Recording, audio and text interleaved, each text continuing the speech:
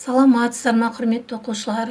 Бүгінгі сабағымыздың тақырыбы Қазақстан 2030-2050 стратегиялары. Оқу мақсаты ұзақ мерзімді мемлекеттік стратегияларды талдау. Зерттеу сұрағымыз Қазақстан 2030 және Қазақстан 2050 стратегияларын қабылдау қажеттілігі неден туындады? Алдымен стратегия дегеніміз не деген сұраққа жауап беріп көрейік. Стратегия дегеніміз мемлекеттің міндетті ісін орындауды және мақсатына жетуді қамтамасыз ететін жан-жақты жоспарлар жиынтығы болып саналады. Ал стратегиялық жоспарлау дегеніміз басшы қабылдаған шешімдер мен әрекеттер жиынтығы, сол арқылы мемлекетті немесе ұйымды өз мақсатына жету үшін басшы арнайы стратегияны іздейді. Біздің елімізде де осындай стратегиялық жоспарлар қабылданды. Атап айтар болсақ, 1997 жылдың 1 қазанында Қазақстан 2030 стратегиялық бағдарламасы, ал 2012 жылдың 14 желтоқсанында Қазақстан 2050 стратегиялық бағдарламасы қабылданды.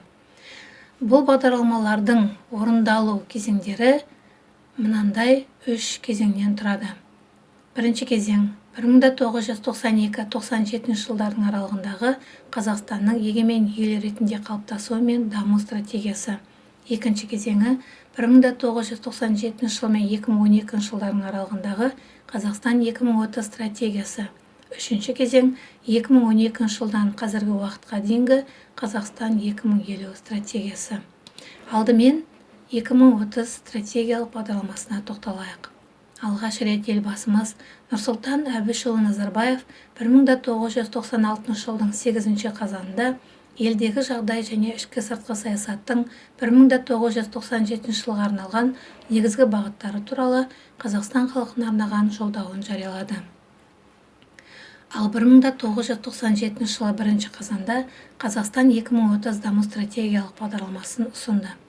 Стратегияда көзделген мақсат ұлттық бірлікке, әлеуметтік әділеттілікке, бүкіл жұртшылықтың экономикалық әл-ауқатын жақсартуға қол жеткізу үшін тәуелсіз, гүлденген және саяси тұрақты Қазақстан мемлекетін орнату еді. Осы мақсатқа орай мынандай ұзақ мерзімді негізгі бағыттар бөліп көрсетілді. Бірінші бағыты ұлттық қауіпсіздік, екінші бағыты ішкі саяси тұрақтылық пен қоғамның топтасуы, үшінші бағыты шетел инвестициялар мен ішкі жинақталымдардың деңгейі жоғары, ашық нарықтық экономикаға негізделген экономикалық өсу, төртінші бағыты Қазақстан азаматтарының денсаулығы, білімі мен әл-ауқаты, бесінші бағыты энергетика ресурстары, алтыншы бағыты инфрақұрылым, әсіресе көлік және байланыс, жетінші бағыты кәсіби мемлекет. Елбасы даму стратегиясын белгілеуде келешек мүмкіндіктеріміздің қандай екенін, оның қалай жүзеге асатынын ортаға салып, халыққа сенім артты. Әуелі қоғамды қиын жағдайдан шығарып алудан кейін қайта өрлеу жолында еңбектенуге шақырды. Осы себептен де Қазақстан 2030 стратегиялық бағдарламасы адам факторын дамытуды ең жоғарғы орынға қояды. Бұл қысқа және ұзақ мерзімді негізгі бағыттарды іске асыру барысында ең алдымен еліміздің барлық азаматтарының бостандығына кепілдік беруге, халықтың әл-ауқатын жақсартуға және ертеңгі күнге деген сенімін нығайтуға бағытталған бірден-бір бағдарламалық стратегиялық ресми құжат болып табылады. Ал енді Қазақстан 2050 стратегиялық бағдарламасына тоқталатын болсақ, 1997 жылы қабылданған Қазақстан 2030 бағдарламасы негізгі базалық өлшемдері бойынша мерзімінен бұрын орындалды. Енді ел дамуының ұзақ мерзімге арналған жаңа кезеңін айқындау қажеттігі туындады. 2012 жыл 14 желтоқсанда мемлекет басшысы Нұрсұлтан Әбішұлы Назарбаев республика халқына арналған жаңа жолдау жариялады. Ол Қазақстан 2050 стратегиясы қалыптасқан мемлекеттің жаңа саяси бағыты деп аталды. Қазақстан 2050 стратегиясында мемлекеттің болашағы көрініс тапты. Жолдауда қалыптасқан мемлекет деген жаңа ұғым қолданылды. Бұл өткен 20 жыл ішінде тәуелсіздіктің баянды болып, ел іргесі қаланып, Қазақстан әлемдегі елу іргелі мықты мемлекеттің бірі болды деген саяси тұжырым. Мемлекет басшысы бұл бағдарламада Қазақстанды 2050 жылы дамыған 30 елдің қатарына жеткізу міндетін қойды. Жолдауда осыған жету жолында іске асырылуы тиіс 7 саяси бағытты айқындап берді. Олар: бірінші бағыты пайда алу, инвестициялар мен бәсекеге қабілеттіліктен қайтарым алу принципіне экономикалық прагматизмге негізделген экономикалық саяси жүргізу. Екінші бағыты ұлттық экономикамыздың жетекші күші болатын кәсіпкерлікті жан-жақты қолдау. Үшінші бағыты әлеуметтік кепілдіктер және жеке жауапкершілік сияқты жаңа қағидаттарға негізделген әлеуметтік саясат. Төртінші бағыты заманауи білім беру жүйесін, кадр даярлау мен қайта даярлаудың негізгі бағдарын түзу. Бесінші бағыты мемлекеттілікті одан әрі нығайту және қазақстандық демократияны дамыту. Алтыншы бағыты ұлттық мүдделерді ілгерілету мен аймақтық және жаһандық қауіпсіздікті нығайтуға мүмкіндік беретін дәйекті және болжамды сыртқы саясат жүргізу. Жетінші бағыты жаңа қазақстандық патриотизм біздің көп ұлтты және көп конфессиялы қоғамымыз табысының негізі. Елбасы жолдауда 2050 жылға қарай мықты мемлекеттің, дамыған экономиканың және жалпыға ортақ еңбектің негізінде берекелі қоғам құруды, қасиетті отанымызды мәңгілік ел етуді мақсат етіп қойды. Бұл стратегиялардың ұқсас жағы өте көп. Атап айтар болсақ, құрылымдық атаулары әртүрлі болғанмен, ішкі мазмұны біртұтастықты құрайды. Басымдықтарының саны бірдей, яғни 2 стратегиялық бағдарламада 7 басым бағыттан тұрады.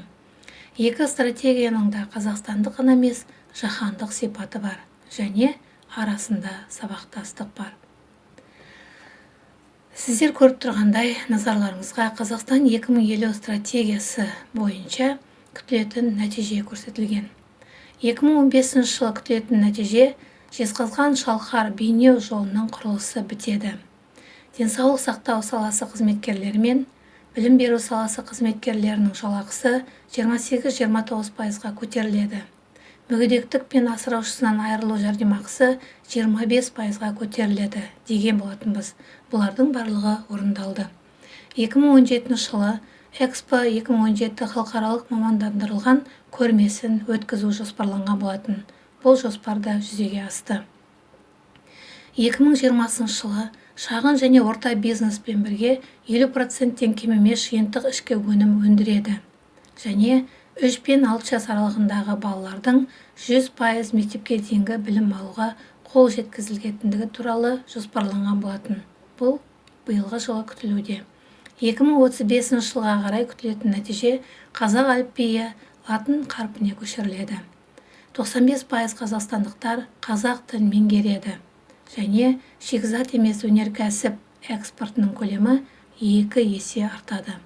Ал 2050 жылы күтілетін нәтиже адам баласына шаққандағы жиынтық ішкі өнім көлемі $60.000 жетеді және қалалық тұрғындардың үлесі бүкіл халықтың 70%-ын құрайды екен.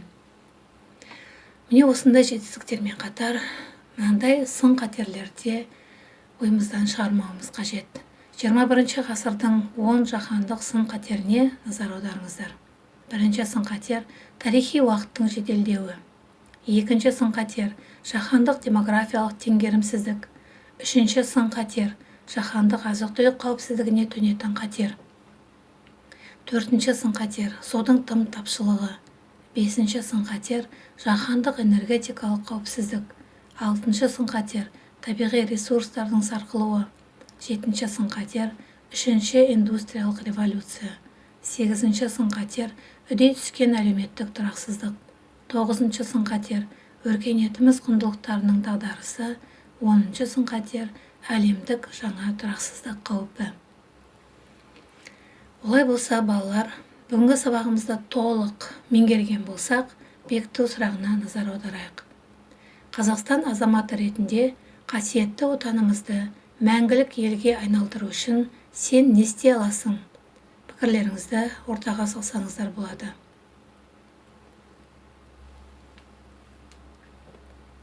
Өте жақсы оқушылар, әлемді үй тапсырмасына назар аударайық. Бірінші тапсырма 22-27 тақырыптарды оқимыз, мәтінмен жұмыс жасаймыз. Екінші тапсырма: Қазақстан 2050 стратегиясын форсайт, яғни көзделген болашақ әдісі бойынша талдайсыздар.